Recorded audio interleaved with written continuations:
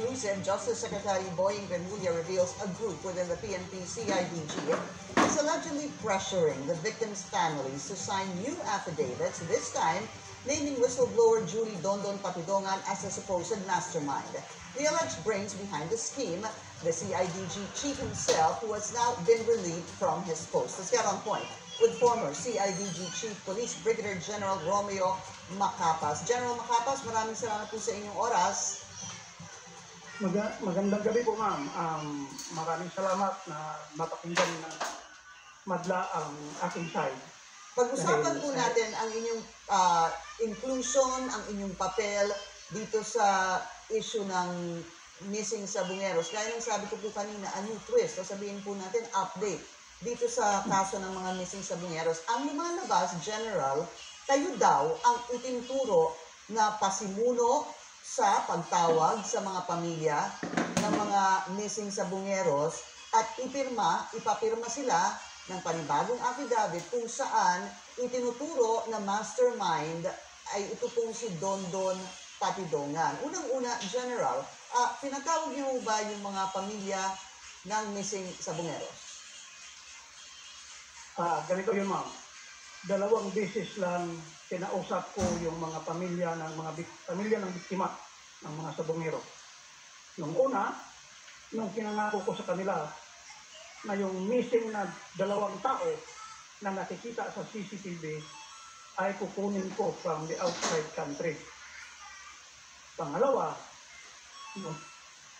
tinawag ko sila lahat ng nila just to clarify matters dahil ang sinabi sa akin ng mga investigador ay hindi isasama sa kaso yung Patidongan brothers, which we believe na part ng process yun na dapat isama sila bago sila magiging state witness. So, wala akong kinausap na pamilya o sino man na papirmahin sila ng affidavit kung ano-ano man. Ang sa akin, sabi ko sa kanila, dapat hustisya para sa lahat, para sa kanila. Wala akong tinawag. In fact, isa lang ang sumulpot noon. Yung lang yung kaso sa may Bulacan. Wala nang iba. Kasi mayroon silang ibang prior appointment. Okay, so isa lang po yung sumipot at nakausap po ninyo na pamilya ng biktima. Alright, and sino po itong pamilya na ito? I'm sorry, ma'am. I do not have the record here. Okay. Nandito na po ako sa Jinsan. Pero I suppose it was case number 7.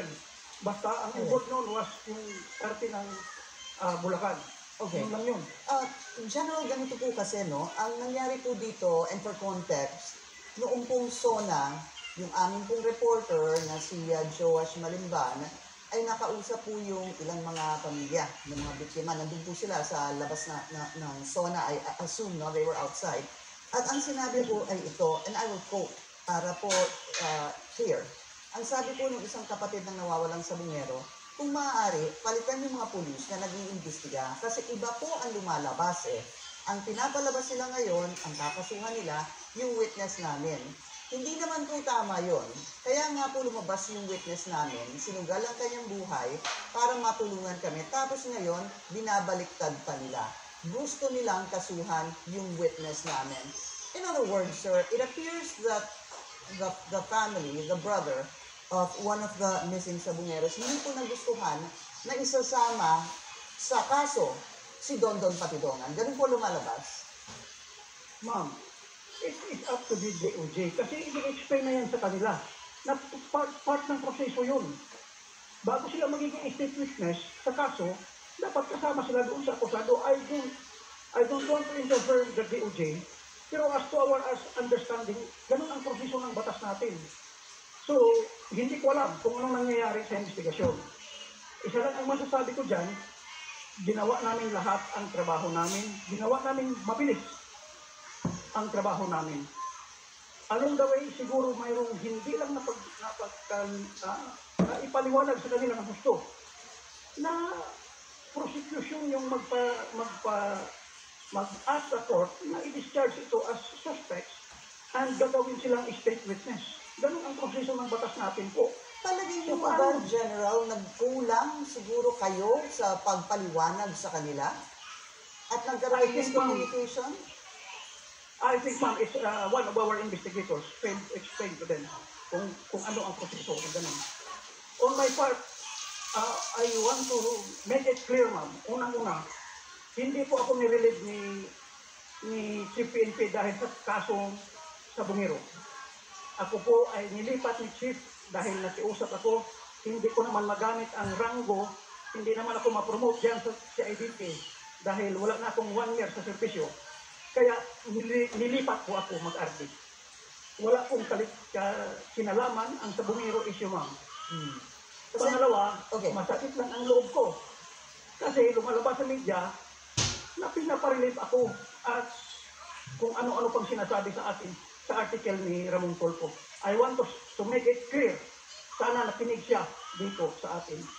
Na kahit kailan, ma'am, hindi nila ako mabayaran kahit iposta ko kaluluwa sa kanila. Ano ho ang nangyari sa inyo nung kayo ho ang sinasabi niyo po, kayo na ang humingi? Kanino po? Kay PNP Chief Torre na tanggalin po kayo as CIDG Director? Ganun ho ba? Am I understanding it correctly, sir? Yes. 2 weeks lang ako, ma'am, nag-assume, nakiusap na ako. Sinabi ko na sa kay Chief, Sir, hindi na po ako ma-promote kasi less than 1 year na po ako sa servisyo. Kaya naghahanap kami ng papalit sa atin dyan. Kaya wala akong kinalaman sa Bungiro issue. Okay. Paano ho natin mako-connect or help us understand, sir, na ngayon po sinasabi ninyo, kayo ang humiling. Kasi kayo po ay naging chief ng CIDG June 19, kung di po ako nagkakamali. Yes, ma'am. Okay. Ganito, ma'am. Go ahead, sir. Let me explain first. Nung pagpunta ko sa Krame, nagparilip ako galing barn. Kinausap ko ni Chief. Ito ma'am ang totoo. Papunta sana ako ng 4A. Unfortunately, dahil may mga political back-up, wala naman tayo doon. So, hindi pa matuloy ng 4A.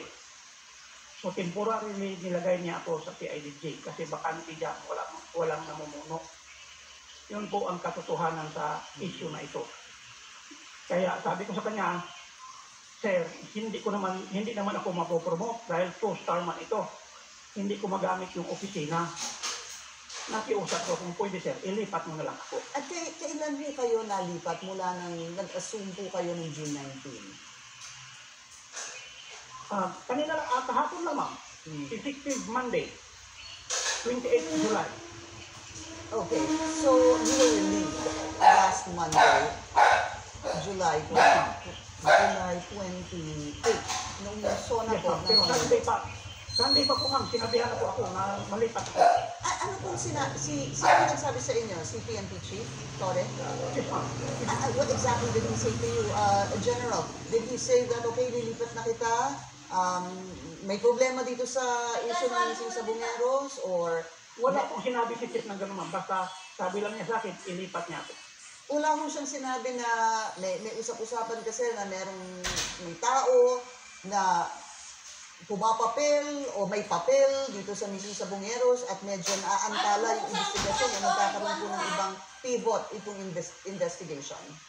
Wala pong sinasabi, ma'am. Wala pong sinasabi regarding sa Bungiro, ma'am. I want to make it clear, ma'am, na nagkaroon ng issue yan dahil nung pagdating ng patinungan Tidungan Brothers dito sa Pilipinas na kinuha namin sa labas ng bansa.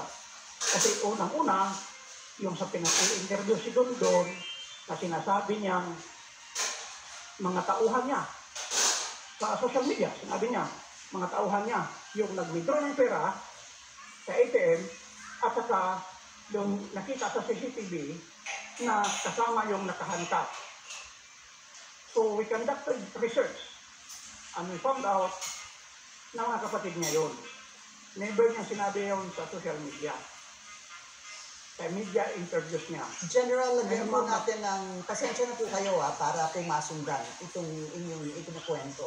Lagyan po natin ng premise itong sinasabi ng CCTV footage. Bigyan niyo po muna kami ng karagdagang detalye hinggil dito sa CCTV CCTV footage na meron pong nakitang mga nag-withdraw sa ATM doon po sa accounts. Tama po, no? Account ng mga sabungero. Tama ho ba?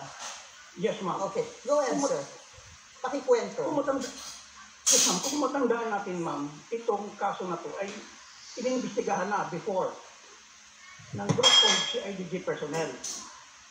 So when I assumed as the director, pina-review ko po yun. At isa doon sa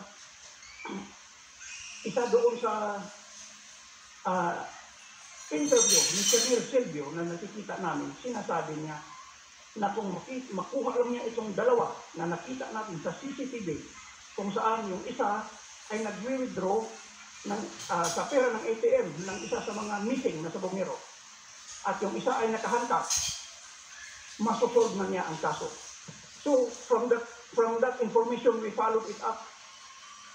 So we followed it up hanggang sa interview ni Dondon na mga tauhan niya yun at walang kinalaman.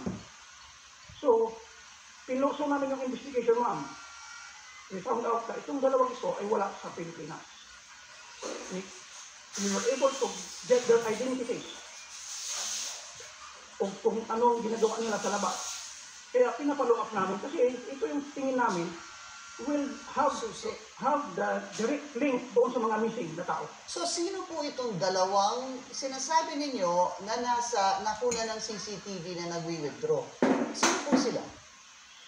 Sa allegation, sasabi ni Dondon ay mga tauhan lang niya. Pero nung nakuha namin sila, yung isa ay si Jose Patidungan, na kapatid niya, at yung isang Ilakim Patidungan, na kung saan nakuha namin siya, ang hawak ng passport ay Robert Bailon.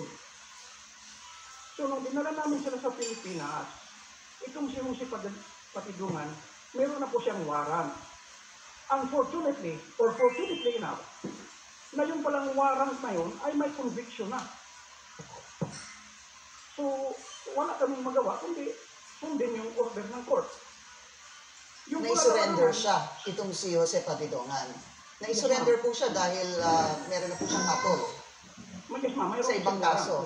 Okay. Opo. Pero ito pong si Jose, how is he related to Dondon, General?